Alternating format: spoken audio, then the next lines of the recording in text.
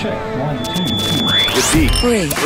This is the D-Brief. Your guide to Detroit. Your guide to Detroit's arts and entertainment scene. This is the D-Brief.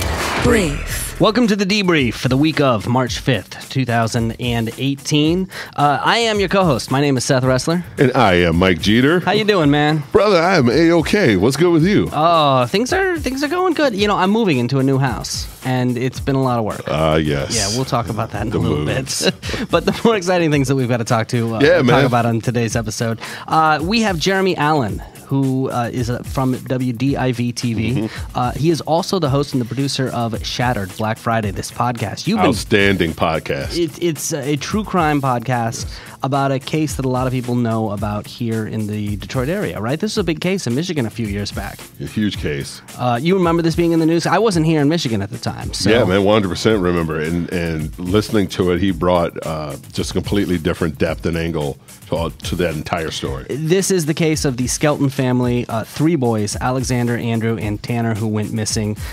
The father, John, took the boys with him, supposedly on a Black Friday, and then the boys just disappeared. Father's in prison now, and the mother obviously doesn't know what happened, and so they're looking into it, trying to figure out all of that, and this podcast delves into it. So we will talk to him. We'll find out, about some of the things that didn't make it into the podcast, right, and some of the behind the scenes. Because I'm always fascinated about this stuff that's true, but then there's the making of it, and so you don't know. You like how the sausage is made, right? It's a little weird, right? So yeah, we're gonna get into that. Also, we've got Jeff Ketchmer. He is one of the partners at Corner Bar and Game Room and Detroit Axe. Have you heard about this place? Oh, yeah.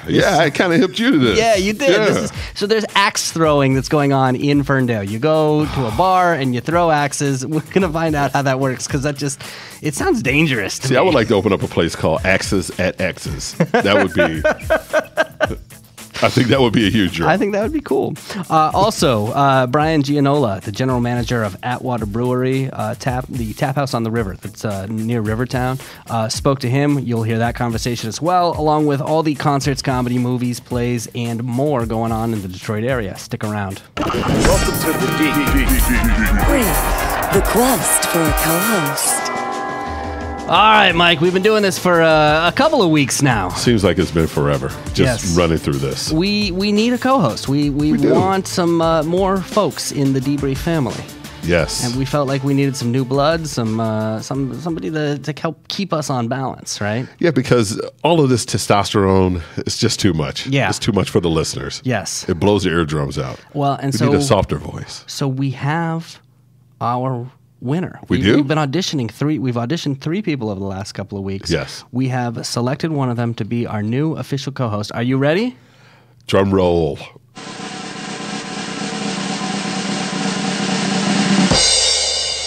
Welcome, Becky Scarcello. Becky! Hello. How are you? I'm great. So remind everybody that, how we found you, because we actually had you in here as a guest before we had you in as a... Yeah, so I came on representing Feet on the Street Tours, which is my day job. And we do tours all around Detroit for all size groups. And then you invited me to audition as co-host. It was really kind of a whirlwind, so yay. How do you feel about doing, being behind the mic and doing radio? I'm super excited. It was one of those pleasant surprises where I got something that I didn't even know I wanted. Yeah, because see, this whole thing is like Apple. You didn't know you needed an iPhone until you got one. But then when you needed a podcast. Right. And then when it was a possibility, I was like, I hope I get it. Man, outstanding. Yeah, so this has been just a really fun experience, and I'm looking into jumping in with both feet. And let everybody know, remind everybody, you are from the Detroit area. You are native. Yeah, I grew up downriver in the city of Lincoln Park. And went to school, downriver and everything. So with the exception of a short time living in Europe, in Switzerland, I have been here the rest of my life. So, now question, is Lincoln Park similar to Switzerland?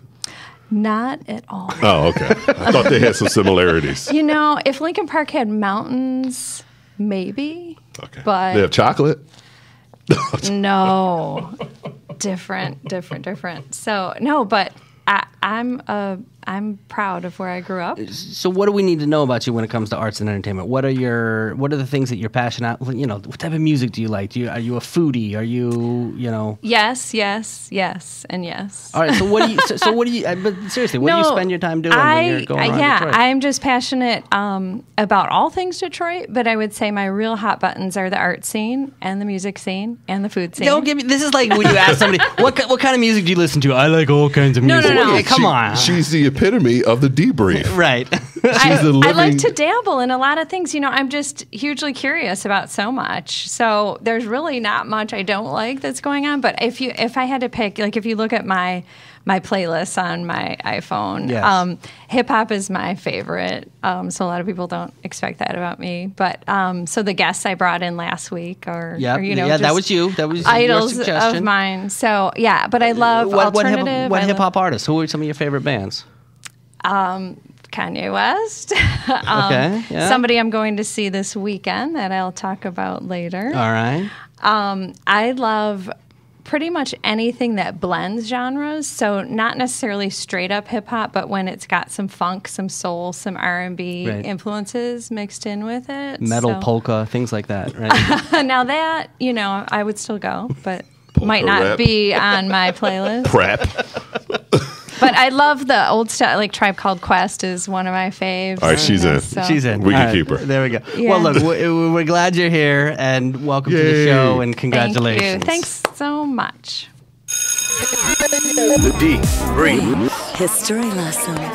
All right, Becky, you've been here a couple times, so you know how we do this. I am the guy who is new to town. Mike is the native, so are you now as well. So what we've been doing is every episode, because this is a lot about me learning about Detroit. Like, I'm exploring this city as much as anybody. And there's a lot of things I just don't know. Like, and you... And there's new stuff every day. So there's the history to learn, plus all the things. Well, you don't want to look stupid. Honestly, one of the books that I read when I first moved to town was by a guy named Aaron Foley. Sure. And what is it called? How to Live in Detroit Without being a jackass. Without being a jackass. Yeah. And one of the things they talk about in there is this idea of, how people come to Detroit and they think it's a blank slate. And they think that people go, I can go create whatever I want over it. And they don't recognize and realize the history. And that made me go, I better not be a jackass. No. Right. You're not a savior or a reinventor. Exactly. Right. Yeah. And Mike has been helping me, along the way. I have no problem telling you if you're starting to be a jackass. Thank you. Feel free. Okay. Let me know. And so this is one of the things that we came up with, is that Mike gives me homework and I have to go do my homework and learn to prevent me from being a jackass. So what gets me out of my jackassery this week? Well, sir, we're talking about the MC5. The legendary. The MC5, this MC5. band. And this is a band I know a little bit about, but not a ton. Are you an MC5 fan? Do you know? Yeah. Do you know a lot about the band? Or I don't know a lot. You're about to get learnt. But so I'm sure I'll learn some things too, but it's legendary. Yeah. All right, here's what I know. Well, first of all, they're from your hometown. Exactly. Did you know that? I did. Yeah, they're from Lincoln Park, Michigan. Yeah. Formed in 1964. The original, and MC5, I guess, stands for Motor City 5. The original Correct. lineup was vocalist Rob Tyner, guitarist Wayne Kramer, and Fred Sonic Smith, bassist Michael Davis, and drummer Dennis Thompson. And, they're like a punk rock band. They're like kind of the leftist, what all the politics was in the late 60s, early 70s. Their manager, a guy named John Sinclair, he didn't like to be called manager, apparently. It was... okay. He didn't... He wanted to be on the same level? Yeah, I think it was one of those things. I'm not above you, Okay. kind of things. But he was inspired by Huey P. Newton to found the White Panthers, which were white people, I guess, doing what the Black Panthers were doing for blacks, but like helping out. Exactly. I don't know, white people who like the movie, I guess. I don't really. I don't know. But they would do other things too. They go on stage with these empty machine guns, and at the end of the set, they'd get shot, by a sniper and, all that kind of stuff. They blew up January 1969. They had a cover appearance on Rolling Stone magazine. Is that still a big deal to get on the cover of Rolling Stone, or no? No, not really. I don't think it's, no. It's kind of like getting on Newsweek or something. It's not a big deal. It was just for sale recently, yeah. But back then it was a big deal before their debut album was released. and their first album, Kick Out the Jams, which is the song that I know. I mean, that was always the iconic. Yeah. And that was recorded live, October 30th and 31st, 1968, at Detroit's Grand Ballroom, which I have no idea where that was. The Grandy. Grandy. Grandy? Yes. Really? That the E's not silent? No. You guys are weird. Is that French? No, it's Detroit. It would be Grand if it was French. Yeah. Anyway, the album Kick Out the Jams has, among other things, an extended cover of John Lee Hooker's Motor City is Burning, in which they praised the Black Panthers snipers during the 1967 rebellion in Detroit. Because that would have been just in the wake of this. This album coming out would have been about 2 years after. So there would be a lot of political turmoil, I would think, and repercussions and aftermath at that Absolutely. time. There was a lot to sing about. Yeah. Anyway, after about 3 albums in 1972, Michael Tyner was kicked out, heroin abuse, and the band kind of limped along after that, but wound up dissolving. They have been nominated for the Rock and Roll Hall of Fame a couple of times. 2002, 2016, 2018. Come on, Cleveland, let them in. Yeah. Quit messing around. Hasn't happened yet.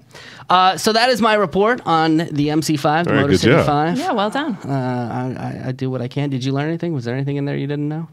The manager piece. Oh, see, there you go. The White Panthers?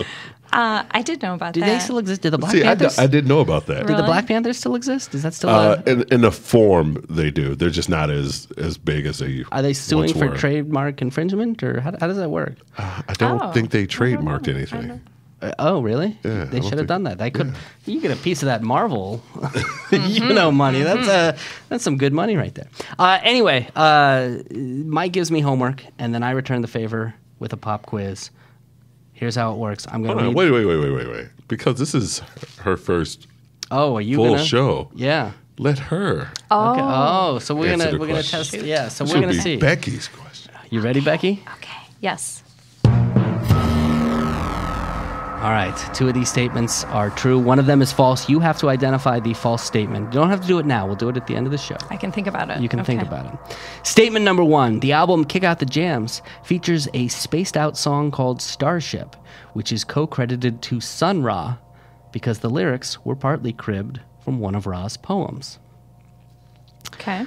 Statement number 2. The Romantics vocalist, Wally Palmer, was featured playing harmonica on the song Missin' Richard Nixon on the 1971 album High Time. Statement number 3.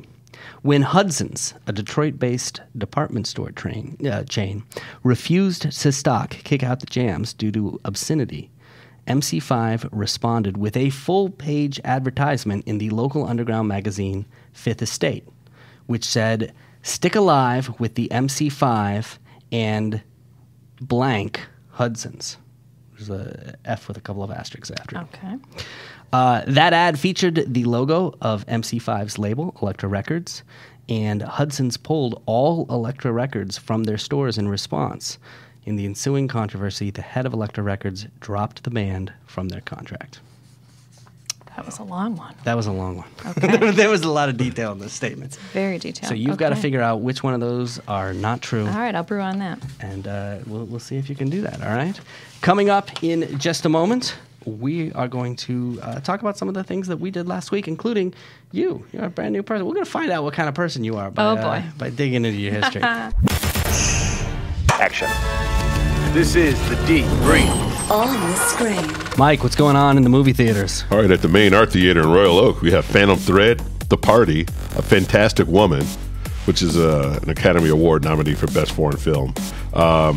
And then Friday and Saturday, Midnight Show, Detroit Rock City. There. I've never seen that. Is that like I love that Detroit movie movie that you got to see? I love that movie. I love that Yeah, I movie. think you should see it. Yeah, it's a coming-of-age movie about 4 boys trying to get tickets to the Kiss concert in Detroit, with Detroit Rock City, their live concert album. Oh. Yeah, Okay. to that all right. one at Joe Louis. Just in case you didn't know that. I will go check it out. Midnight. I'll drink some coffee. I'll stay up. Yeah. We'll make it happen. Yeah, man, we can listen to some Kiss and then Nice. you know. Wanna rock and roll all night. I'll even paint my face. Maple Theater and Kitchen in Bloomfield. 3 billboards outside of Ebbing, Missouri. Call Me By Your Name, Nostalgia, Red Sparrow, and the 19th annual Animation Show of Shows. That sounds interesting. It does. Detroit Film Theater at the DIA. Miss Kit's Children. In the Dutch countryside, a gaggle of refugee children, mostly from Syria, are students in Miss Kit's classroom. So she's trying to show them, compassion and bring them into the whole Dutch community, them being refugees. And also Rabbit in the Moon. This is Japanese director Emiko Omori. She uncovers her forgotten home and family that was lost due to the internment camps of World War II here in the United States and California. At the Redford Theater, Wes Anderson double feature, The Life Aquatic with Steve Zissou and Rushmore. Those are 2 of my favorites, man. Yeah. Are you a Wes Anderson fan? Are you Huge. I'm not a huge fan, but I do like him. I do appreciate. I've struggled with him more than others. I just think it's interesting, weird, Yeah, it's quirky. It's quirky, yeah. Like nerdy, weird. My favorite one is The Fantastic Mr. Fox. I can watch Yeah, I that, like that You one. said that before. forever. I like that one too. All right, I haven't seen that. I want to be buried with that. That's how much I love that Wow. movie. I do. I absolutely adore that movie. At the Senate Theater, Notorious, movie about the Notorious B.I.G.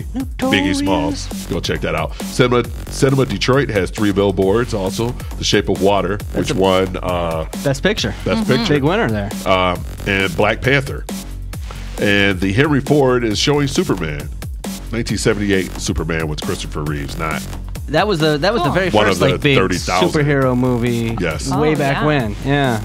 So very cool. Yeah, well, congratulations to Shape of Water. That's a big deal at the Oscars last night. Yeah, man, it won Best Picture and Best Director for Guillermo del Toro. What's that problem pronouncing that? Guillermo. Guillermo. It's the Spanish. Guillermo. It's because you're from a French city. You can't pronounce the Spanish Oh, well, I words. took Spanish. Guillermo del They have a Toro. fat tongue. See? That's Yeah, all. there you go. That's what it is. Also, if you're at home, you're not going out to the movies and watching these things, you could check out The Looming Tower. That stars Michigan's own Jeff Daniels.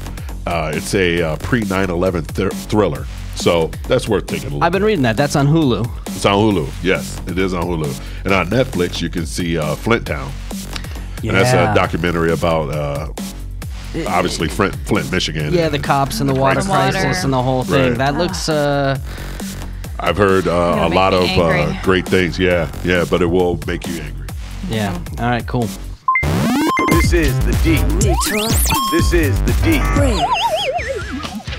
All right, guys. We've talked about this before. There is a brand new place in Ferndale where you can actually throw axes. You can like go with your friends and like compete. Right? It's like, Yeah. Oh boy, there would be some lawsuits. you would think, right? But Be involved, yeah, there would be. yeah, I don't know why you wield a mean axe.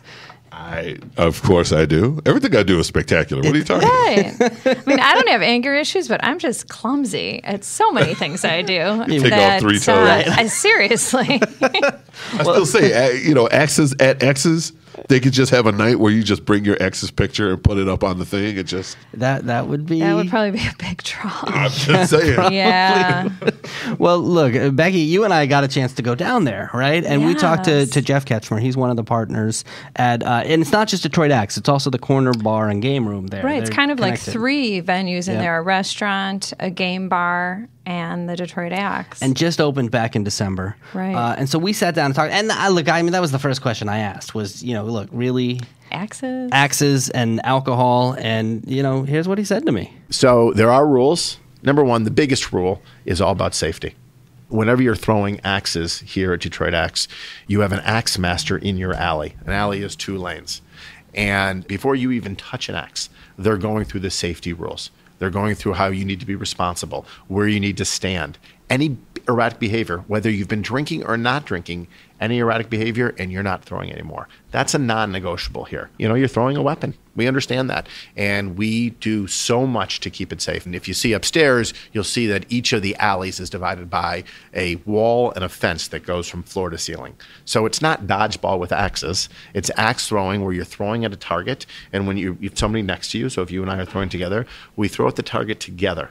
and then we go and retrieve our axes together. We wait till they are either planted in the wood or they have come to a quiet stance, and then we go retrieve them. Then we come back. So you're not throwing while I'm retrieving, while I'm throwing. It's not like that at all. Does that make you feel a little bit better? That sounds like strong rules It's there. pretty regimented. I wonder Yes. how many jokes they've heard about beer and drunken axe throwing. It must be like they must just roll Just their saying. eyes at this point about that. I'm just saying. I know a lot of people from Waterford, and they would probably lose a foot. Have you overthrown an axe before? I've never. I have. You have? Yeah. Oh. What did you throw it at? Just as a kid, you get an axe and just throw it at a tree or try to hit a tree and get it to stick in the Stick tree. in the So- tree. Yeah. Yeah, I didn't. I didn't was have not any part of axes. my childhood. No, I don't Yeah. know where Well, you you didn't grew grow up in Pontiac. It was But I the grew up in wilderness. Lincoln Park. I mean, come on. Well, Pontiac was the wilderness. We were fighting bears and stuff up there. Well, I asked Jeff. I said, "What's the secret to axe throwing?" And he told us. The biggest secret is that it's not about how hard you throw. So if you're 6'6", 290, and you've got muscles coming out of your ears, that has nothing to do with your success in throwing an axe. The axe is 14 inches long and 1.5 pounds. My 79-year-old mother was sticking axes before she left to Florida, so it doesn't matter how strong you are. The big question is the rotation of the axe. Your axe needs to rotate one full time, and then it plants inside of the target. Yeah, it's not the size that matters, Mike. Exactly. It's how It's the you motion use the of tool. the axe. Right. Motion. I don't know. It's rotation of the axe. That's what it is. Listen, man, he's giving me all kinds of great ideas to take up some axe throwing. Well, here's an idea. I asked if there were axe leagues, and here's what he said. We have a league, both Wednesday and Sunday nights, about 23 to 25 people on each night. And so there are standings, and there'll be awards at the end of the year, and we'll eventually get into the regional tournaments, the national tournaments. Right now, we're just kind of running our leagues, and we're getting our feet wet too. How badass would that be? So the winner gets like what, a case of Axe body spray or something? No. I'm sorry. They would get Ask. That would be body cool. spray. We should form a debrief league. That would be could dope. Do that. Wouldn't that be awesome? Yes. Team debrief. Yeah, we could get jackets made. You know, We need a theme song. absolutely. We could Yeah, all. like Homer Simpson, Mr. Plow. We could get matching flannel shirts. We should do that. You know what? I like that idea. We should do that. He's so Get cute. blue and orange or purple and orange. Let's start, challenging the other podcasts in town to play us for charity. You know, like gotta That is pound so that. nerdy. That's a great idea. For What did charity? I get into? For charity? That would be Right. dope. Well, for charity, that's not nerdy. I like yeah, that. we'll get we'll get like the guys from the Detroit cast. People would and- flock from all Everyone over over. at Podcast Detroit. Yeah, we would totally do that. All right, that'd be cool. Well, so here's the thing about the venue, and you saw this. You were there with me. That it's not just the axe throwing. No, it's a big place. Yeah, in fact, the room that we were in was, the corner bar and the game room, which is they've got this wall of beautiful. board games. I mean, it's huge. I mean, there's a ladder that one of those ladders that you slide like at a library where there's a library. lot of books, so that you can go pick out the board games. Yes. All right, so they're rows gonna and have, rows and shelves. so they're and going to have shelves. Monopoly and Axes in the same Yes, building? absolutely. different levels, different floors. Here's what Jeff said about it. Downstairs, where it's the corner grill bar and game room, we want this to feel like your living room. We want people to come hang out here. We've got a fireplace, and that's why we brought in 1,000 board games, because we want people to come back and play, whether it's Rebound or Monopoly or Othello or Boggle or new games, which I've never even heard of. But we have a board game sommelier named Cola, who is just a genius, and he's such a great guy. So he totally buys into our service concept, that everybody's got to fall in love with us. That's what our concept's all about. And in the downtime in games that he hasn't heard of, he sits and he reads all the directions. And he approaches tables and asks them, looks at their family, sees the ages of the kids or the ages of the adults, and suggests games for everybody. A sommelier, board game sommelier named Cola. You can't So- make this up. That sounds like Ferndale. So a recap. You have Axes, Yes. Fire, Yes. Yes. board games, Yes. Alcohol. and alcohol. How do you get that job? How do you become a board game sommelier? You have to get certified? Like, No, and remember he told us they just happened upon that he had this interest. I think he was a cook. Yes, yeah, something like that. Or a server. He worked at the restaurant. So you go in with your daughter, and you're like, all right, we like the, I don't know what kind of game she likes, but you tell them what, she says what kind of games she likes, and then they pick out a game for you and suggest a game, and he'll even play it for a couple of minutes, get you started. Yeah. Listen, man. I love when businesses take on an angle and come from a place where you've never would have thought in a million years. I never would have thought of this place in a million years. I'm glad it exists. I want in. Yeah. Well, the last question I asked, of course, is about the food. What's on the menu? We never want to be thought of as an axe throwing facility with a bar. We don't have bar food here. We have excellent food with an excellent, talented back of the house.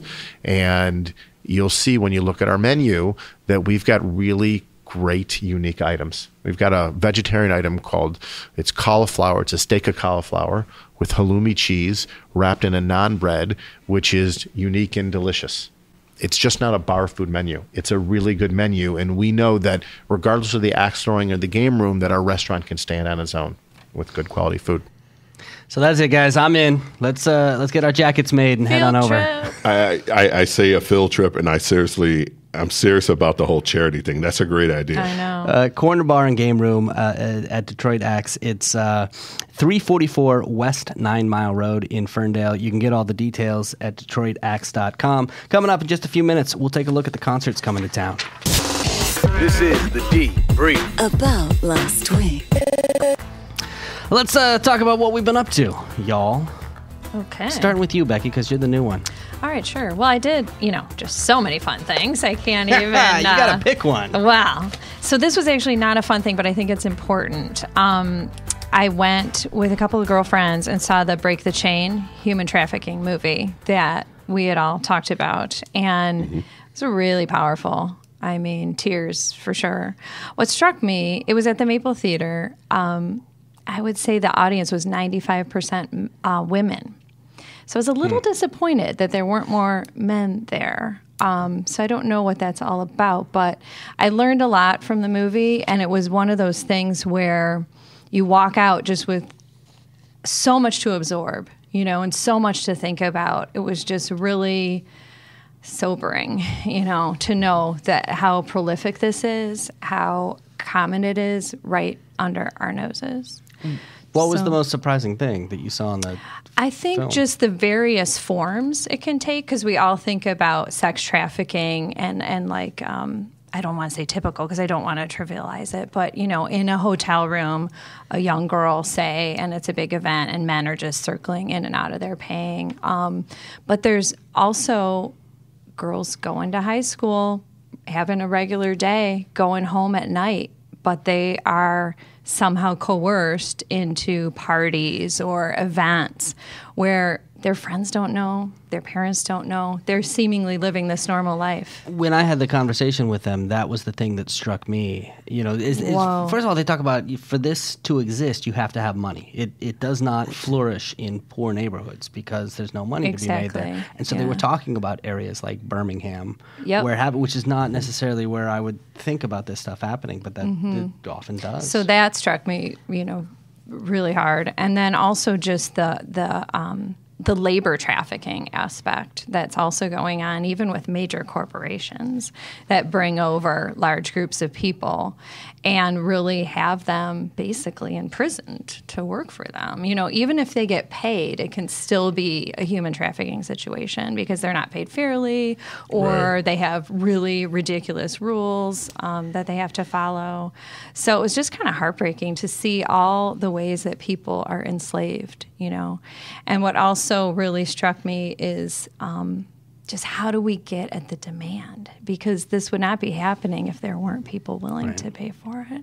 And that just really breaks my heart. So, so that's what I did last Tuesday night. What about you, Mike? Well, I had the pleasure of serving in jury duty. Oh, how'd that go? You couldn't get out of it? I could not get out of it. That is a slice of life. Here's the thing, and I know everyone has their, their boo story about jury duty and how horrible it is. It isn't the most fun experience in the world, but it's something as Americans we need to take part in. We need to participate in because our court systems can't run correctly if we're not participating in it. The unfortunate part is it seems like most people want to get a way out. They try to figure out a way out of it, and those are probably the people that they need to have on juries because they are more fair or more intelligent about what's going on in certain situations. But that was the most disappointing thing for me was just time after time. People were just coming up with the craziest excuses to get out of it. One lady, she had this thing with her body where it causes her eye to itch. So what? Yeah, that's an excuse. Yeah, that was an excuse. They don't require a doctor's note. She got out. Yeah, Oh, yeah. That was the next thing. I was waiting for someone to pull out a piece of paper signed from Epstein's mother or something, saying that you got to let Juan out because of whatever, the air temperature, air quality. Hangnails, something. And I'm like, what the heck, man? But do you ever look around the room and go, I'm glad I'm not on trial because these are not my peers? Well, I did think that because I'm thinking the guys that were the defendants in the case, they have to sit there and watch them go through the selection. And they're like, okay, that person is like going to decide my fate. Wow, that's crazy. That would freak me out. But I got a lot of joke material out of it. I'm sure a ton. I'm sure you did. Well, I've been moving into a house. Yeah, you've been moving forever. I've been living in an apartment for the last couple of years, and I finally bit the bullet. I bought a house. You guys didn't tell me how much work this was going to be. Well, of course not. You would never do it. I mean, hey, Seth. Yeah. Owning a house is a lot of work. Well, and I'm from California, all right? I don't know what to do with a basement, right? I don't know how you keep water from getting in there. I'm, like, freaking out. You fill it up with stuff. Basements and garages. You just fill it up with stuff. I don't know how to do that. Here's the thing I want to ask about or complain about, maybe. Mm-hmm. I moved from Clawson, which is up around 14 Mile, to Oak Park, which is, I'm down around 10 Mile. And my car insurance rates went up by like 50%. Yeah. What? Yes. What is going on? You're closer to Detroit. Yes, you're close to the freeway, so. Yeah, and you're right. I was close to the freeway before. Not as close. No, like you're right there now. So Yeah, easy break in and leave. Then they're off with your car. Yeah. They're off with your 2009 Toyota Tercel. I know this is a debate. This gets even worse when you get into the city limits. Yeah, it's terrible. Why? Because it's a high crime rate, carjackings and everything else. I don't think it's as much as it used to be, but that's the thing. The statistics don't really back it up, but the rates are still high. I mean, we have some of the highest rates in the country. Jeez. And some of the worst roads, and right. Yeah, and so you're paying for your insurance either way it goes. And does the insurance cover pothole damage? No, not usually. No. Act of God. Right. Yeah. I mean, act of the roads, God. Don't get me wrong. There's a lot I love about this city, but that's not one of the things. Considering that this is the place where the car is, from. They could do a lot better with the roads. Agreed. Get a helicopter. All right. Coming up in a few minutes, we got St. Patrick's Day a little bit later this month. I don't really know how you do St. Patrick's Day in, Detroit, so I'm going to ask you guys. Do it up. This is the D Concert calendar. All right, Becky, what's going on with concerts? Okay, this week. So starting Wednesday, March 7th, we have Paper Trail at the Hamtramck Corner Bar. And we have Mokumba, a band from Zimbabwe, doing Afrofusion music at Trinosof in Eastern Market. I haven't been there. What's that? Do we know anything about that venue? Yeah, I sure do. It's a multi-use space. It's a coffee shop / art gallery / music venue. Look at her. She's good. She should give tours of Eastern Market, Funny you mention that. I mean, she should have her feet on the street or something.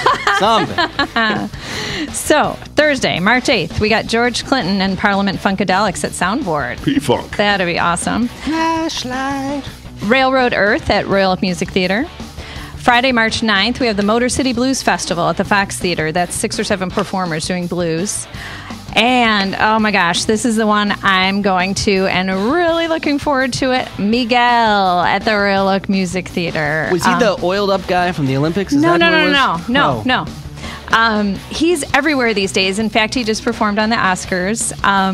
This show is completely sold out. I'm very happy to be one of the lucky ones. But if you like groovy, soulful hip-hop with a mix of R&B and funk, kind of, he's my, if I can't have Prince anymore, at least I got Miguel. You should check him out. And his latest album, War and Leisure, is spectacular. So Awesome.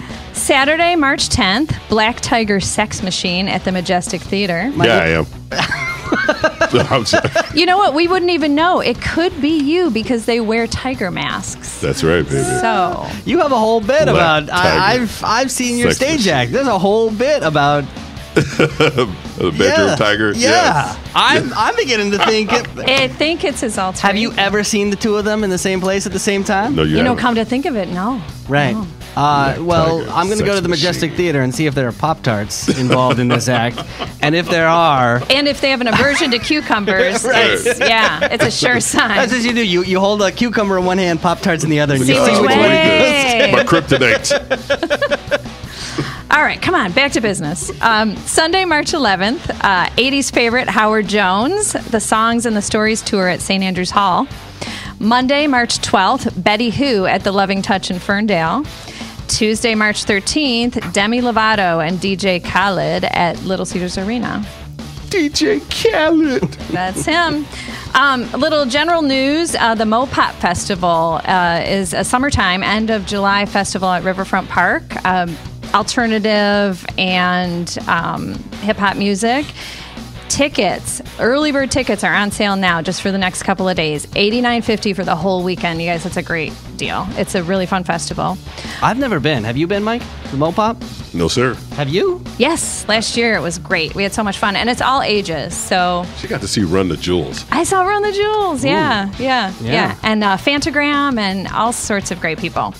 Also, the final lineup has been announced for the Vans Warped Tour. So if you're interested in that, check it out. I can't believe they're not doing that anymore. When I worked in radio, we used to go out to the Warped Tour every year, and we would do a backstage broadcast. We'd just hang out there for the whole day with all the bands that were performing, over the, Rancid and all those yeah. punk bands, Yeah. No Effects, and it's Well, great. maybe we can do that for Mopop. Maybe we can. Let's We'll make it We'll happen. have to talk to somebody. Let's do it. We'll have to see who Mike knows. Coming up in just a moment, we're going to take a look at sports.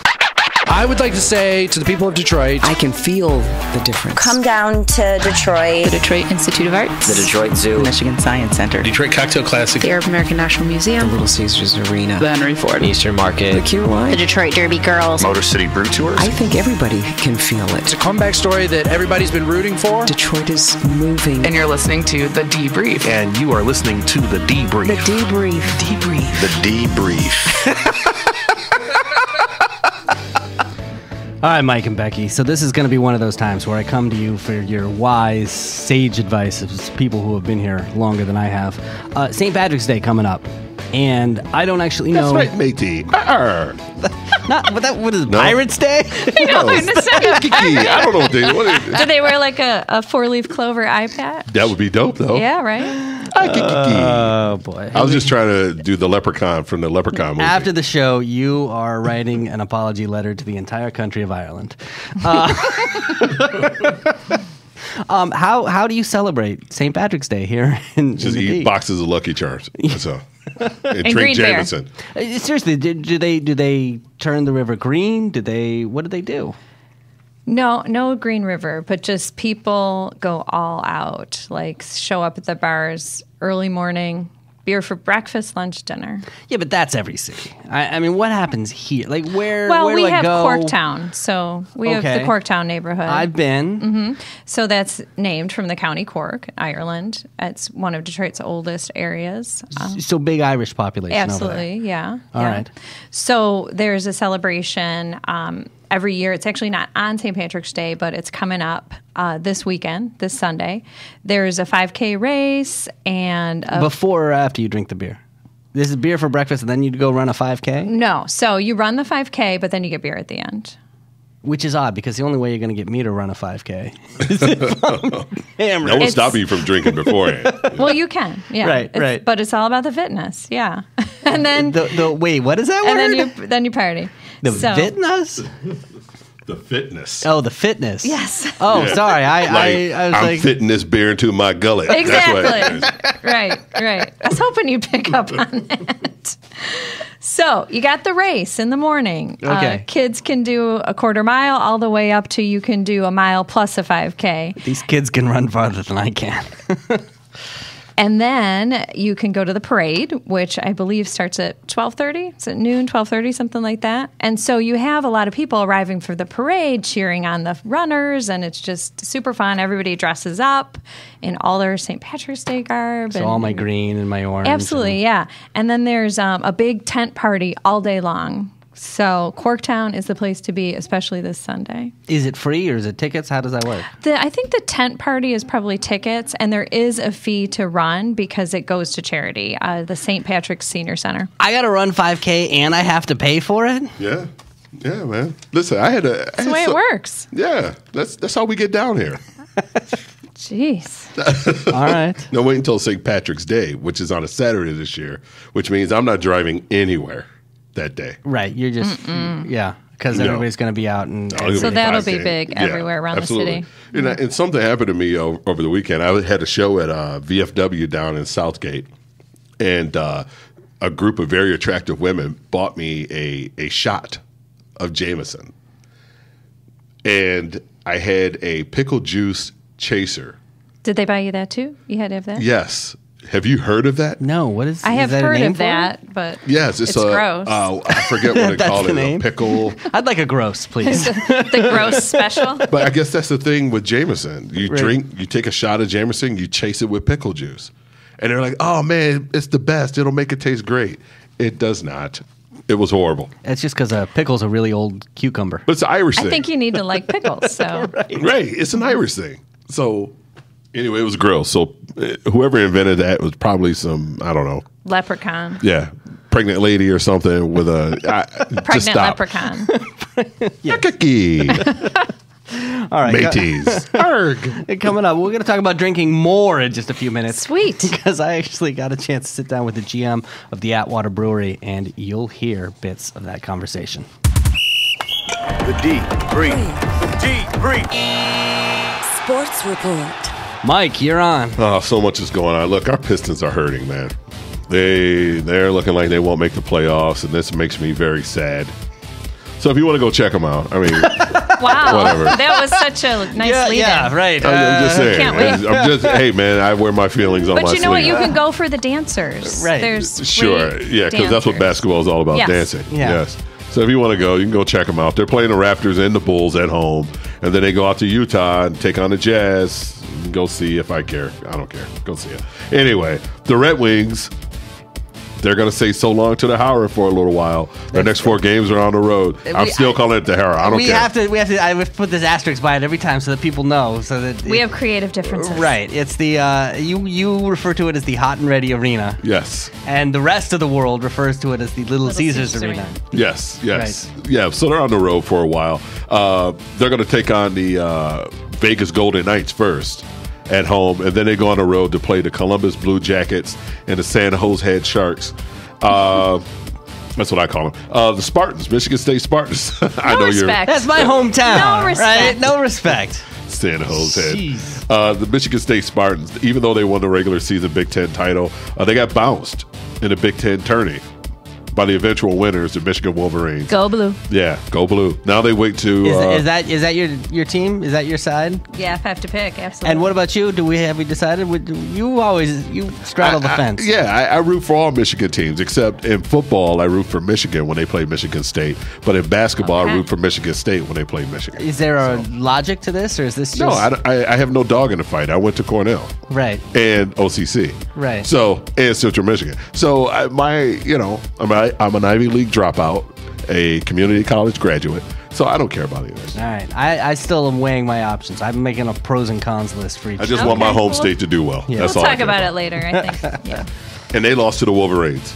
And the Wolverines, obviously, they won the Big Ten title for the second year in a row. And they're both sitting around waiting for the NCAA just to see where they fit in the tournament. Right now, it's looking like they both may be in the first round in Detroit. Yes. Oh. Yes. Got to get tickets for that if They it both might be in happens. Detroit, which is, I don't like it, but if it's got to happen, it's got to happen. Wow. Let's see. Game 4 of the Detroit Roller Derby League. That happens this Saturday, March 10th at the Masonic Temple during their annual Star Wars game. Now, it's a doubleheader, so you can check out Detroit's men's roller derby versus Cleveland Guardians, their roller derby team, as well as the Detroit Roller Derby All-Stars red team versus the black team. If you haven't seen a derby game, you got to go. Have you been to one yet? Yes, I have. It was a couple years ago, but yeah. And I can't believe they put it in the Masonic. I mean, this building's amazing. What they It's put so in much there. goes on Yeah, there. It's it's huge. Yeah. But Yeah, I'd like to take my daughter to that. Yeah, Have her you check it should. out. You Definitely. The Monster Jam. Monster Jam! It's happening March 10th at Ford Field. That's where big trucks crash over stuff and jump on dirt hills and stuff. It's a big deal. Don't try to go downtown when that's going on. To do Yeah, something. don't try to go big. downtown, man. It's all kinds of monster trucks or whatever. Anyway. Monday, March 10th or 12th, I'm sorry. WWE Monday Night Raw is coming here to Detroit at the the Hot and Ready Arena. did you grow up on WWE? I did. WWF. Well, right back And then. then I was like, you know And- what? And then the Pandas took over the name. And Yeah. Right. And I was World like, Wildlife Fund, yeah. you know, this isn't real. So, it's like, was that when you found out about Santa too? Was it yeah, all I was the like same 27, Is it 27, Easter 28, Bunny? right around that age. That explains some Tooth things. Yeah. My whole life went to shambles at 27. And our Tigers, man, they're down there in Lakeland, Florida, down in Florida, spring training. Hooping it up. That's about it. All right, coming up in just a few, we'll talk about what's happening on stage at the theaters around town. Welcome to the D. Brief. Bottoms up. So, guys, I got a chance to drop by the Atwater Brewery. They have the tap house on the water that's over in Rivertown. It's been there for forever, decades at this point. Tap house on the water. Yeah, I've actually I've gone and told jokes there. They've got an open Really? mic that they do there. Yeah, that once a week they're doing over there. I need to go down there. Yeah, it was fun. But this time I went there to talk to the GM. His name is Brian Gianola, and ask him a little bit about beer. Are you a beer fan, by the way, Becky? I do like beer. You Yeah. do. Are you? What kind of beer fan are you? What kind of beers do you drink? I like unusual ones, like if they're fruity or extra, like a cardamom flavor, or anything that sounds unusual that Yeah. might taste kind of like food or spice. That's usually what I try. Nice. I Yeah. don't like super dark beers, so Oh, see, I do like super dark beers, but I'm the same way. I like to try. yeah. And unusual I'm a things. fan of the whole like, give me 6 little ones. Right. Like Yeah, don't the samplers. Yes, I Right. like that. The flights. Yes. Yeah. Absolutely. Mike's not. He's not. You I know. mean, I like beer batter, Right. fish, but But not straight up. yeah, I'm not a big beer fan. I'm a liquor guy. This place might be your speed, though, especially if you're not, you sure? necessarily. Oh, right. yeah. Yeah, Yeah. connoisseur. For example, I talked to Brian and I asked him, I said, what's the philosophy of brewing? Because every place has a brewing philosophy. Sure. I said, what's yours over at Atwater? Here's what he said. Atwater has been a brewery here in the city of Detroit for 20 years. We pride ourselves on your everyday drinkable beers. Our lagers, kolsches, and pilsners are what we hang our hat on. We make beer for the working man, whereas we're not into doing beers that are limited releases that cost $15 for 4 beers. I'd rather have you buy a 12-pack of our lager and take it home. Yeah, beer for the everyday working man. That's you there, Mike. I think that's your beer. Easy Yeah. drinking. Yes. What? So it's made out of rum with Coke in it? Is that it? That's what this everyday working man goes for. He's a work in progress. Yes. We'll keep it. Now it's 2 against 1. So. Well, Atwater's actually got multiple brewery locations at this point, and Brian told me a little bit about them. There's one in Grand Rapids and one in Grosse Pointe Park, and what they do there is they do test batches of beers, and then we try them out for our customers. If people like them, they're getting a good response, and they make our brewing schedule here at the main tap house. So even though they're doing working beers, there are a couple variations that they'll put in the mix every once in a while. Are you familiar with the flagship Atwater beer? Sure, yeah. I mean, it's the one that's been around the longest. Yeah. And, yeah. They have the Dirty Blonde, and that's now sold everywhere. That's the one, the Dirty Blonde beer. So I asked him a little bit about the history. Okay. The Dirty Blonde is the beer that everybody knows about. It's our famous beer. It's a large part of our market. And this year we're going to do some variations of it. We're going to do a raspberry variation. A few different fun things are coming out this year with the Dirty Blonde. There you go. There's your fruit. I like it. Yeah. I'll try that. Will you try a raspberry beer? Yeah. Yeah. Yeah, maybe. Well, the other one, and this is the one that I saw, I think this might have been the first one that I had when I came to Michigan, was the Vanilla Java Porter. Mm-hmm. The Vanilla Java Porter is our number 2 beer. It's what's made us famous. And again, we are doing different variations of that beer this year, too, which would be new. So right now we have out the Bavarian Cream Vanilla Java Porter, and then the next one will be the Raspberry Vanilla Java Porter.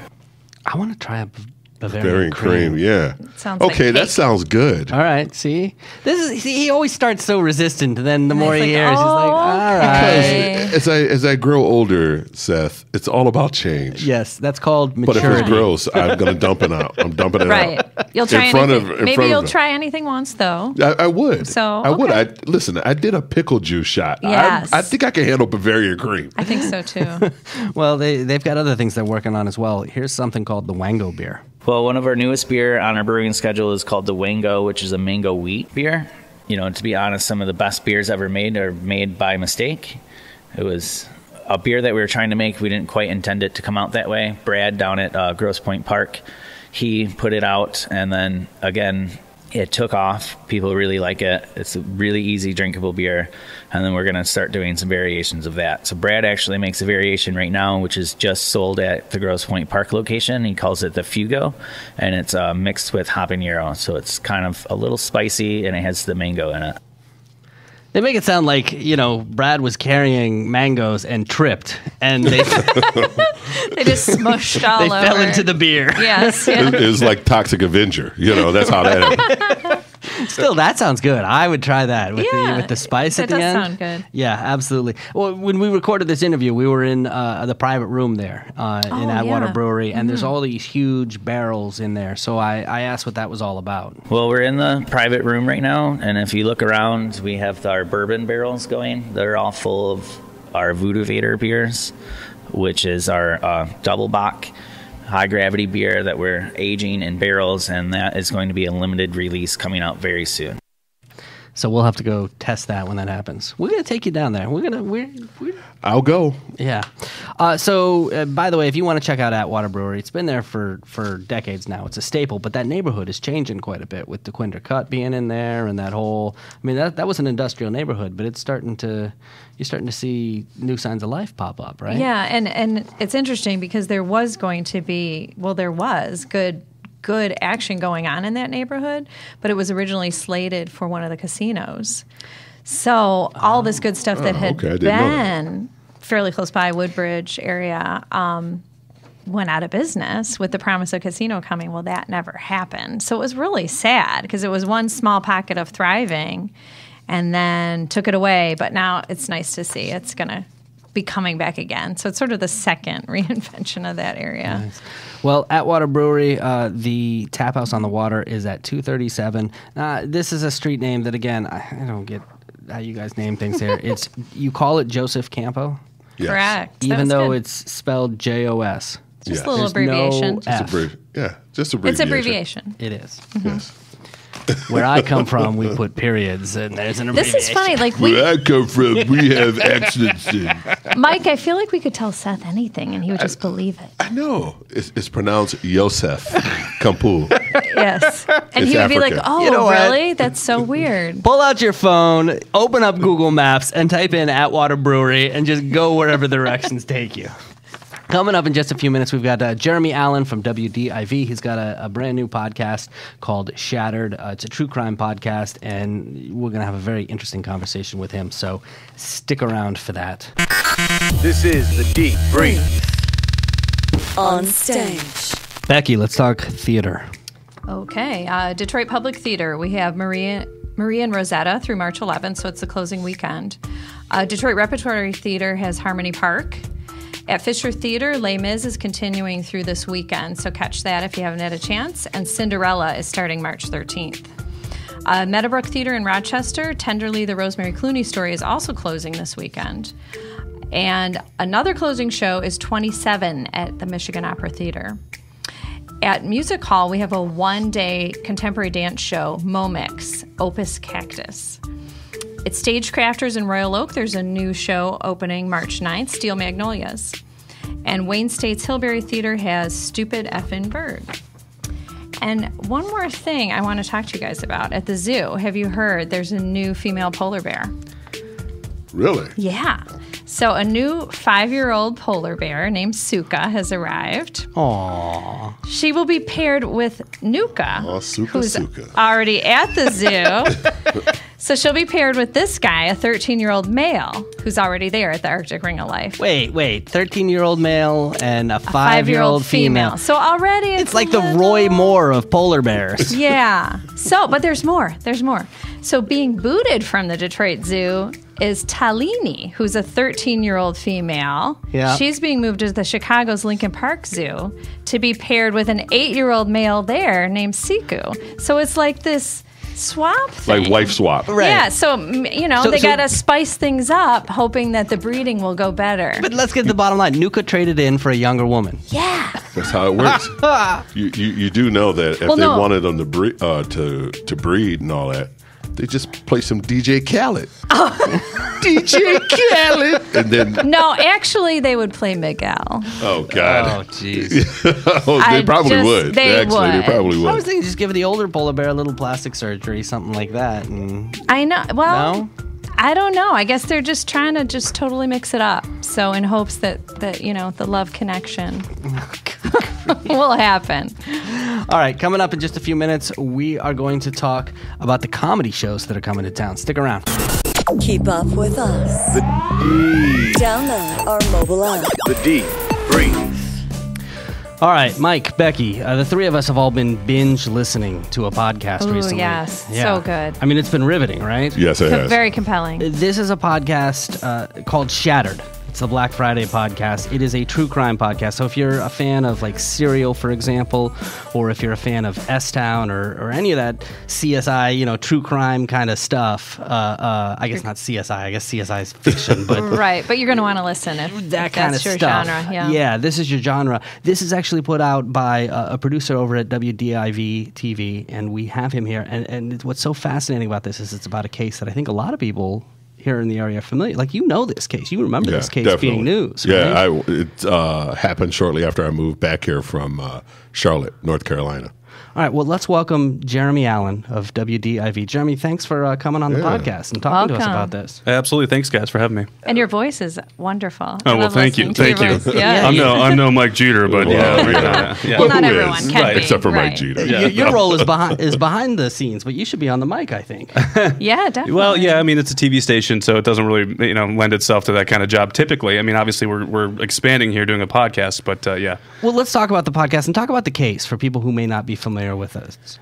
Yeah, so the case is about 3 young boys from a small town, Morenci, Michigan, and their father, the father and the mother, Tanya, they were going through a bit of a troubled spot in the relationship, and basically they were split up at the time. And just to give you the real quick once-over, John, the father, had the kids, the 3 boys, for the Thanksgiving holiday weekend, and he never got them back to the mom. And this set off a chain of events where FBI, state police, local police, everyone started to search for these boys, and they never found them. And still to this day, 7 years later, still no trace of the children.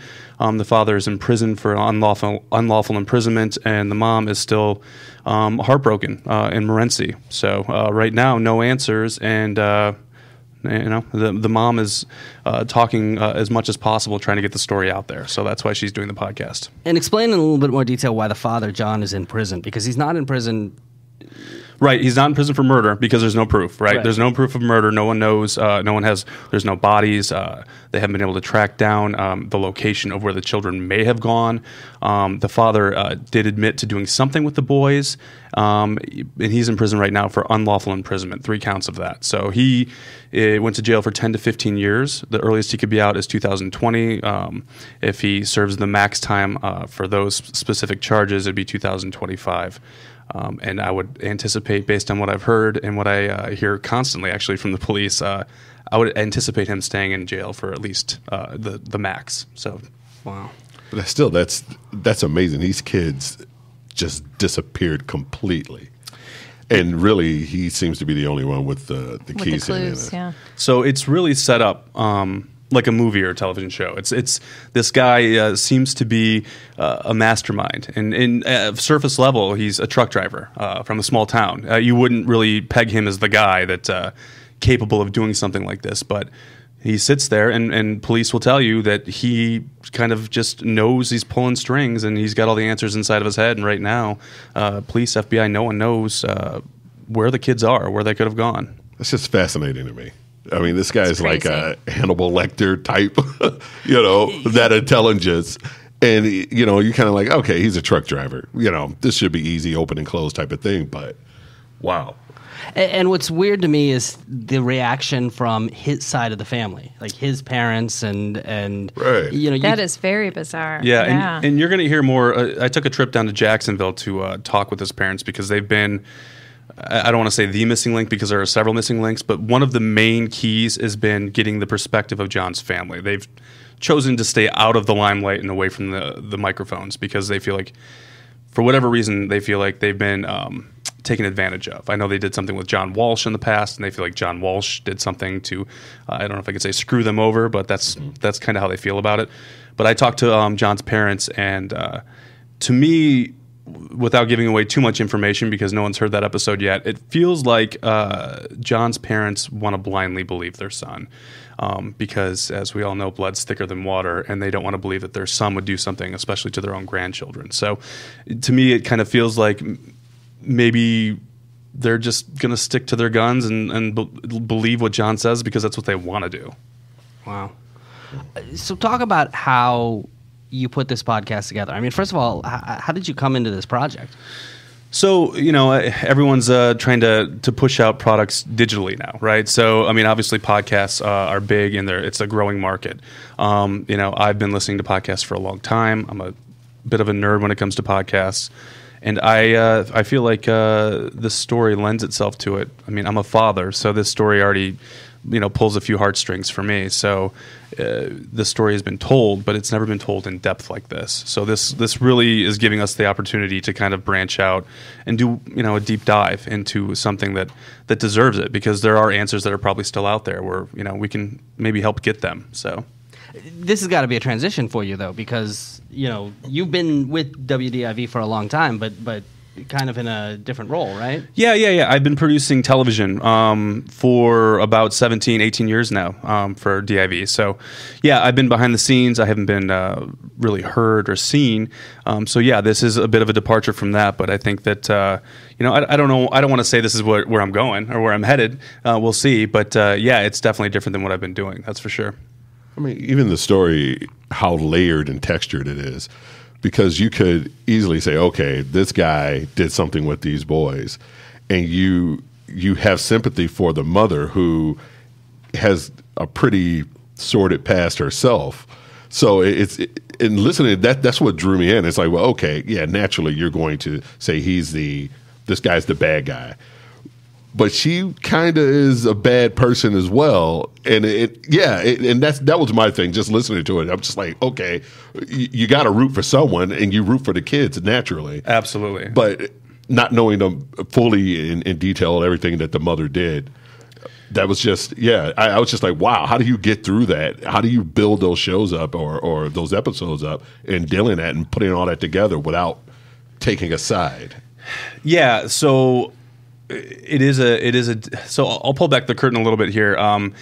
Something that nobody really knows is that we've been contacted by TV developers that were interested in doing a show. And so I guess the easiest way to kind of surmise my feelings about what you're asking about is they were trying to figure out, not casting, because it's not like you're trying to like put these people in certain spots, but you're trying to figure out who the hero is and who the villain is.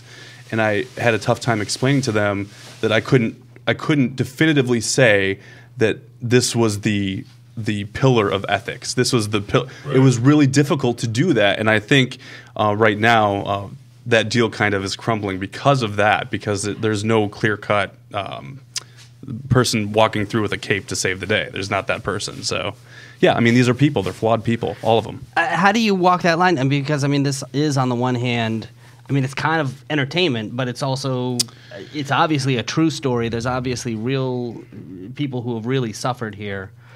Yeah, I think that that's definitely the difficult part that I didn't foresee before I started this process was, what do you do? Because eventually it is a form of entertainment, but it's very real. There have been developments along the way where I do have two jobs. I have a job as a TV producer at Channel 4 at WDIV, and I have this job as a podcaster now.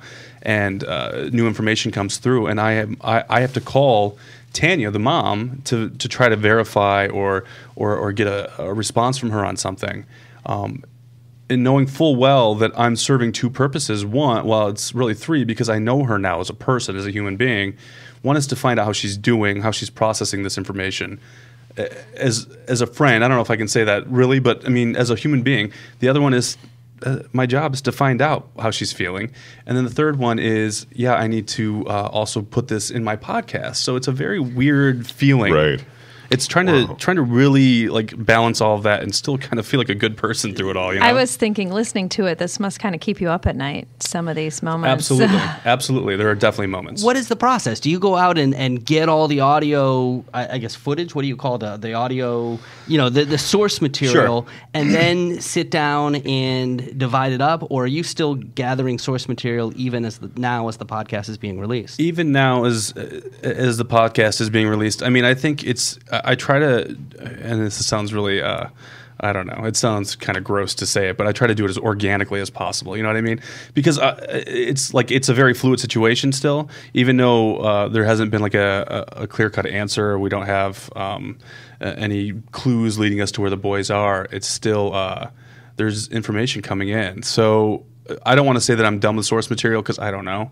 I know that there's a couple things I'd still like to get done before we roll out the rest of the episodes. But it's the process is find the bullet points, the big key moments, and then kind of build from there. And then wherever one interview takes you, if it takes you to somebody else, and you just kind of follow the path, I mean, I kind of imagine that, when you say find those big bullet points, you're talking about almost the cliffhanger moments. Like I know there's you don't get into Tanya's backstory, and Mike sort of alluded to. She would correct you and say Tanya, but yes. I'm sorry, Tanya. Right. Her, I mean, she's got a sordid past, and you don't get into that in the first episode. You sort of get into it in the, in the second episode, and so do you look for those places to? Yeah, I don't think that I did that. I don't think I was predetermining for entertainment purposes. It just kind of, that's the way it felt like it needed to be told, was here are the big moments from episode 1 is, here's the whole thing in a nutshell. Kids are missing, dad took the kids somewhere, he's in jail, mom had the kids, mom's heartbroken. And then as we start to get into mom a little bit more, well then you have to find out that the dad's entire motivation, at least what he's telling people, was that he was trying to keep his kids safe from a mother that was sexually abusive to them. Right. Now, I can't verify that that's true. Right. I haven't been able to. Police to this day will tell me that they can't find anything to verify that. John's family, on the other hand, they'll tell me something completely different. So, wow. Yeah, it's fascinating. Is there stuff in here, because I noticed that you've got, for example, the DIV archives that you can go through and pull some stuff from. What do you think are the things that are in this podcast for the first time that are the biggest new things that people didn't know about this case before? Well, I think that hearing a lot of the stories, I mean, again, the nuts and bolts of it, the main parts of the story people know. It's the texture of personalities and getting to know a little bit more about Tanya. And it's, I mean, here are a few things that I know weren't done. We went into Amish country. That's an episode that's out right now. And nobody went into, I mean, like the police went to talk to the Amish people, but nobody has gone into an Amish community, been invited to an Amish home, and had the discussion about what it would be like to bring 3 modern children into your home to take care of them as an Amish person. So there are definitely a lot of experiences, and there's an episode coming out, episode 8, which will be me going down to Jacksonville to talk to John's family, and that hasn't been done. They've only spoken once or twice to the media in total over 7 years. So I sat down with them, in a, for the lack of a better word, a junkyard for about 3 hours and had a discussion while junkyard, not dogs, junkyard cats, just darted in between cars. That's pure Jacksonville. Yeah, There you go. Yeah, not to be disparaging to Jacksonville, but yes. All right, we want to hear more about that in just a moment. Stick around, will you? Sure. Because I want to find out. The Amish episode was really interesting. I want to find out more about that in just a sec. Welcome to the D. Breathe.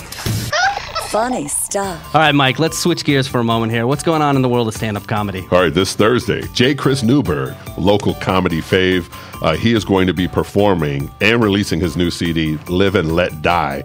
That's DYE. At O'Mara's in Berkeley. So that's Thursday.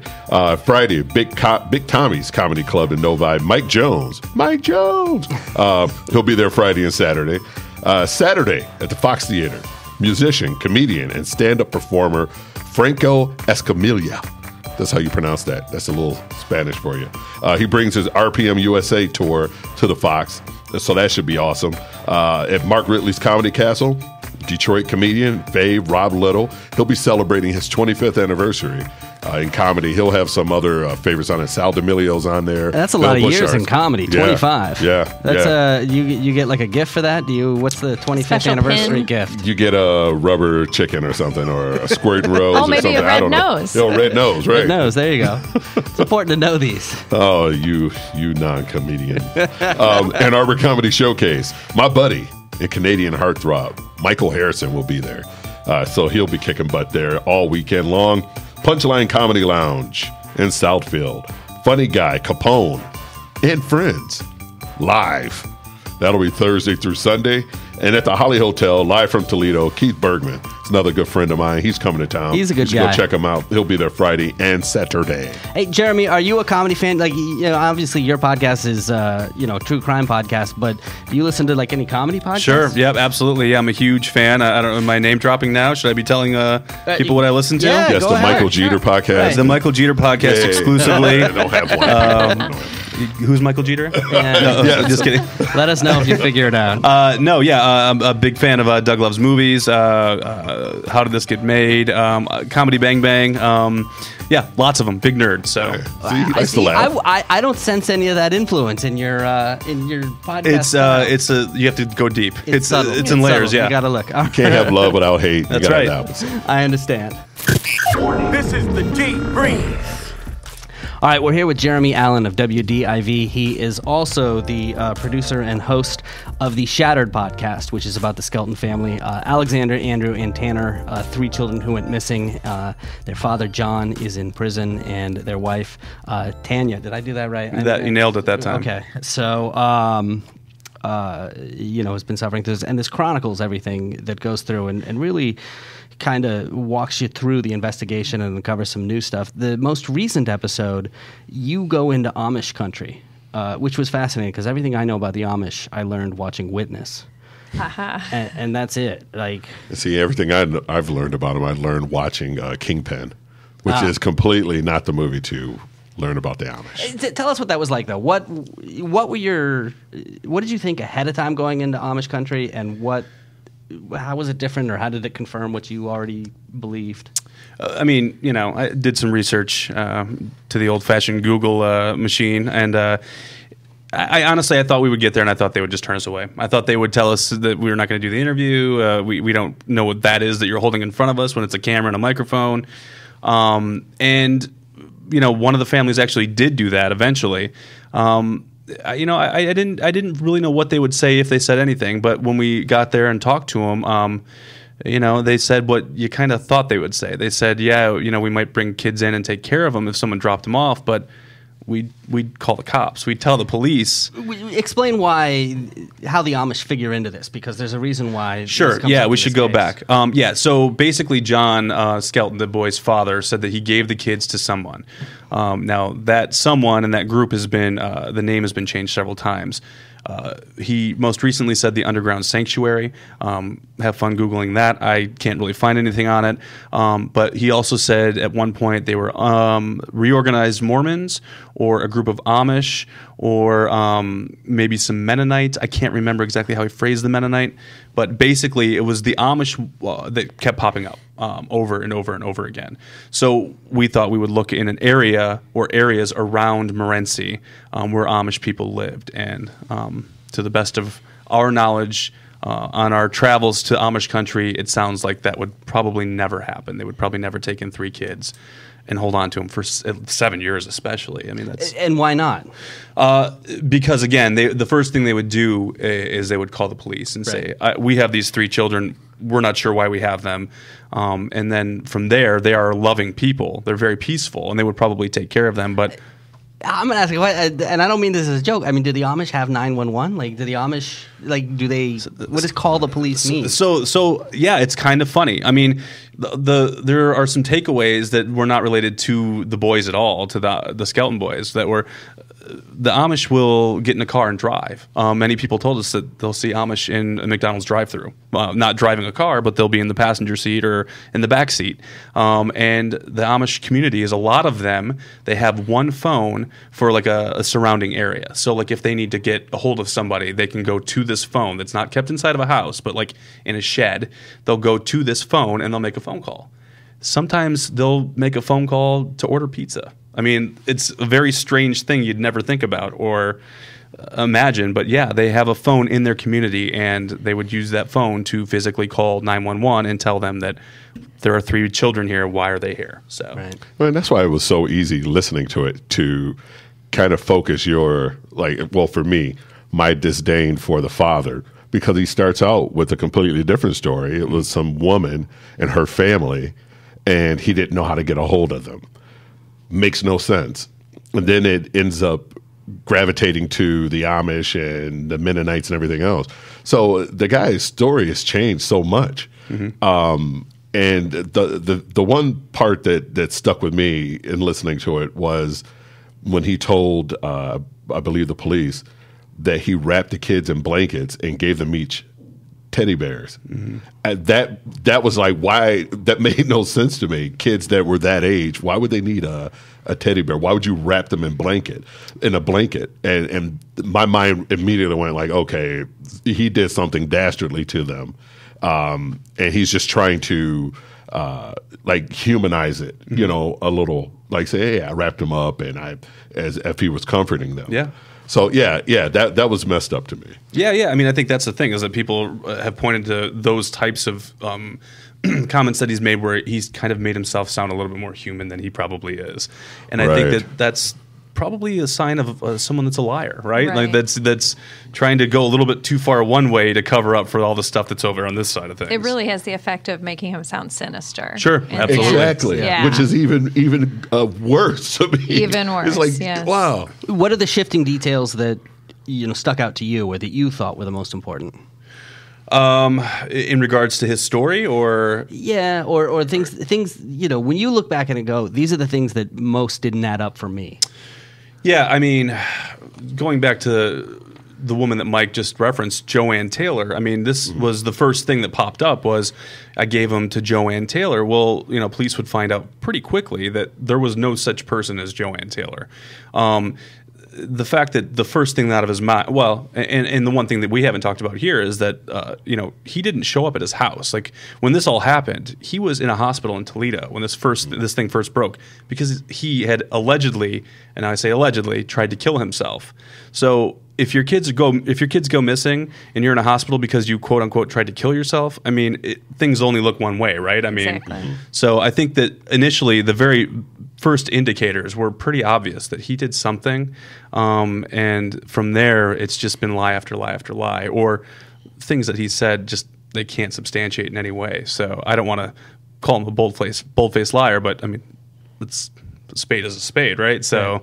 I mean, right now that's kind of what it looks like, and yeah, it's there's nothing pointing to John saying, well, he could be a good guy out of all this. I don't know. Yeah. Right. What confused me too is how he seemed to just completely change. Their relationship, sure, it had some ups and downs, but then all of a sudden he's talking to his wife like, "Well, I don't have the number of where I left the kids. I can't get a hold of them." Like, she must have just been out of her mind. Yeah, and to know Tanya, I can only imagine in those moments what she was like, because I think she probably brought hell's fire with her. Absolutely. But yeah, I mean, that sounds like the kind of person he was, though. And no one thought he would get to this point and do something this drastic. But I think that he's always been kind of this manipulative person. It was under the surface, right? Exactly. So, yeah, it's a pretty sad case, and police are still hopeful that they can crack whatever's inside John's head. I mean, that's what they're hoping for. Now, are we actually going to hear from John on the podcast? So we have made several attempts to speak to John. We have actually sat in a podcast room, somewhat similar to this, for a couple of hours waiting for him to call. So camera crew in there, everyone getting set up, just kind of waiting. So we say it's pretty amazing that John, even inside prison, hundreds of like 100 miles away, is still manipulating us. Like, he's still controlling us. We're sitting in there, and he's not calling. The strings. Yeah, he's that guy, man. Yeah, he's still pulling strings. And he's in basically solitary confinement, right? He was. He's in Bellamy Creek facility. It's in Ionia, Michigan. He was for just about 6.5 years. He was in segregation. He's just recently been let out. So now he can receive phone calls from his parents.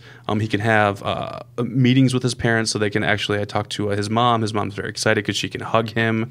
It's kind of crazy to think of, because John seems like this villain, and he is a villain for all intents and purposes, but to see the mom talk about it and how excited she was to have the chance to hug her son, it kind of humanized John's side of the family for me a little bit.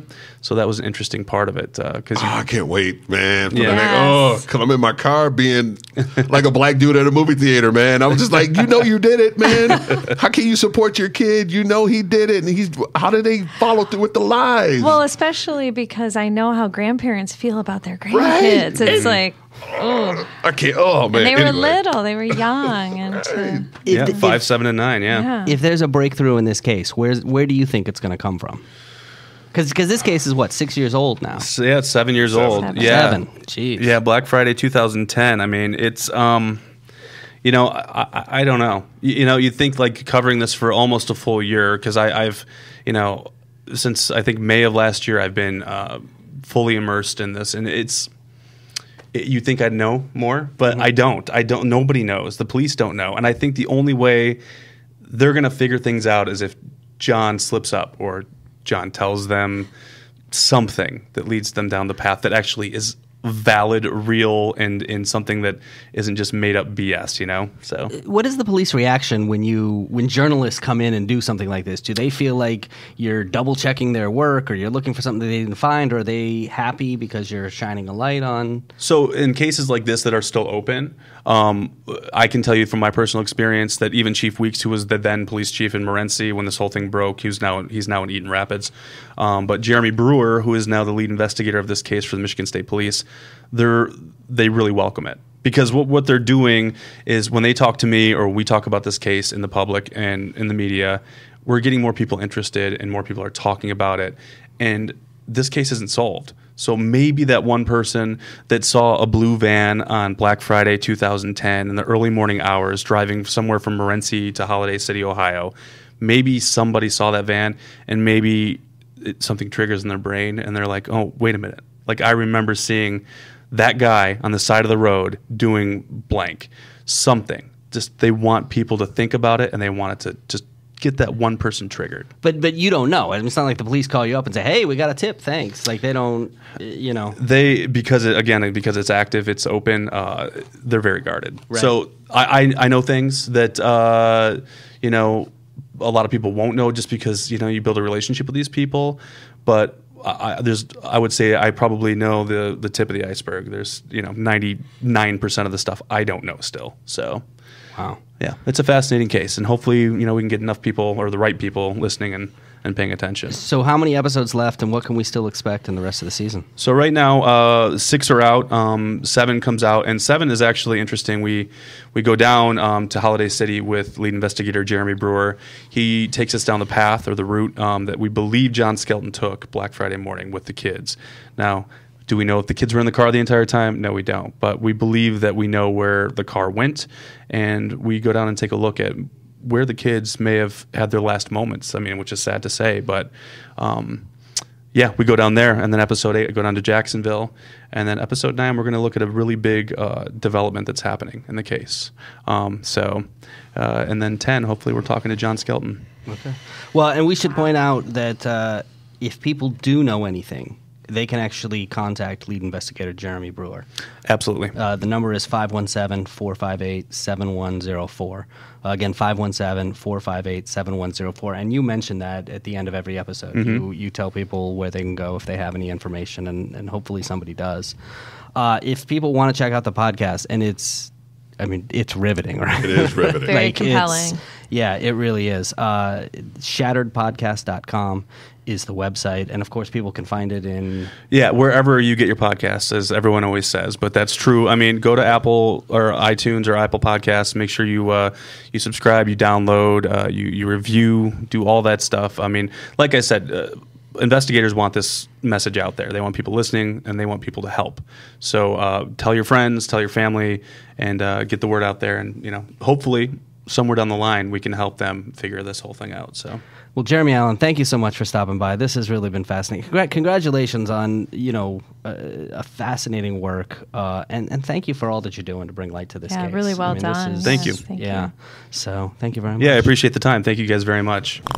This is the D. Detroit. This is the Debrief. There it is, Becky, your first full episode as a full-fledged member of Team Debrief. How did it feel? Made it. Oh, exhilarating.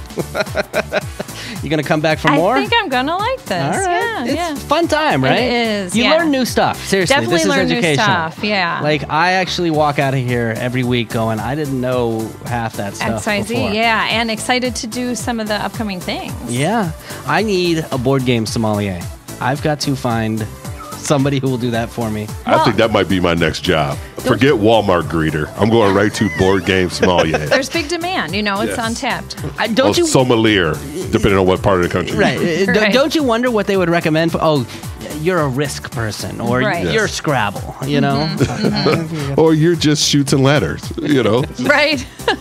All right, coming up in just a sec, we're going to find out if you guys can answer my trivia question, my pop quiz about MC5, the big, huge, historic punk band from this area.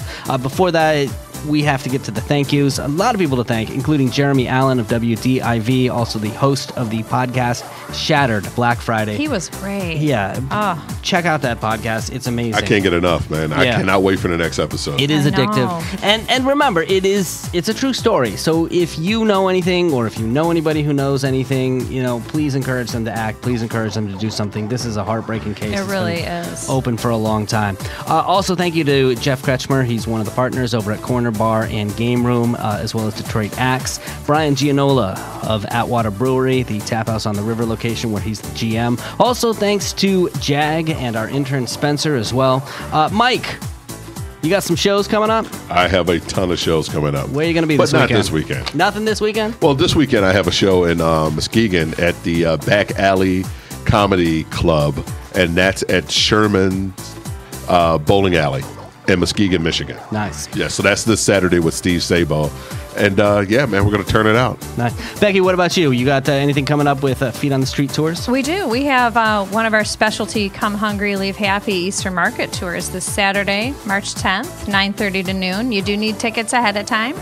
There's a few spots open, so go to enjoythed.com for that. And enjoythed.com. And Mike, what about you? What's the website, or what do people follow if they want to know where you're performing? Oh, man, they can go to my website, Mike Jeter, MikeGeeter.com. All my stuff is on there. We've got a website as well. It is thedebriefdetroit.com. While you're there, join the email list. Also, if you like this podcast, please subscribe. You can find it wherever you find podcasts. We're in Apple Podcasts. We're in Google Play Music. We're in Spotify. We're in Stitcher. You name it. We are there.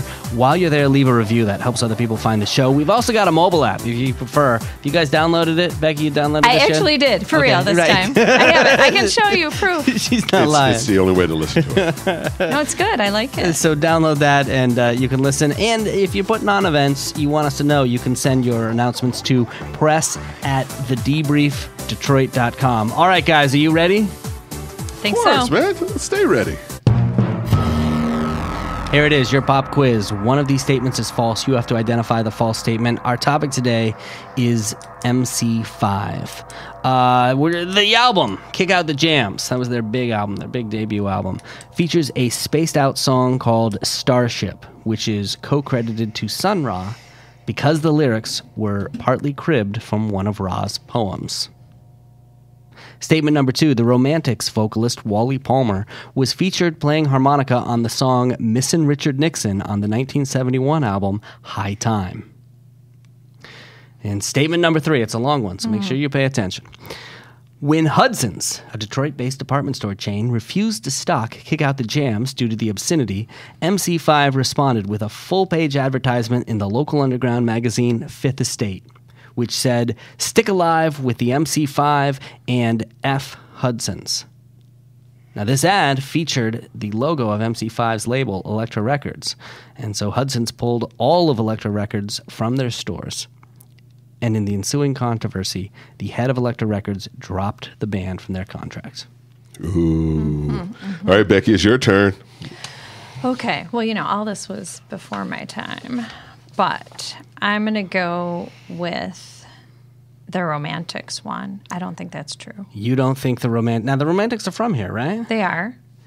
But I don't think that was the song that they did the harmonica on. Wow, look at that. Look at the rook right out of the gate. Nice. Yeah. She hits a home run. That is correct. They were actually dropped from Elektra. That I knew. You did know that? I didn't know all the details, but I knew that they were dropped from there. Atlantic picks them up. That's pretty punk rock. Yeah, for sure. To run an ad like that. That's kind of what they were all about. So. All right. Well, Becky, congratulations on your very first show. Welcome to the show. Thank you. I feel very honored and welcomed. I appreciate it. And everybody else, we will talk to you next week. The Debrief. Your guide to Detroit's arts and entertainment scene.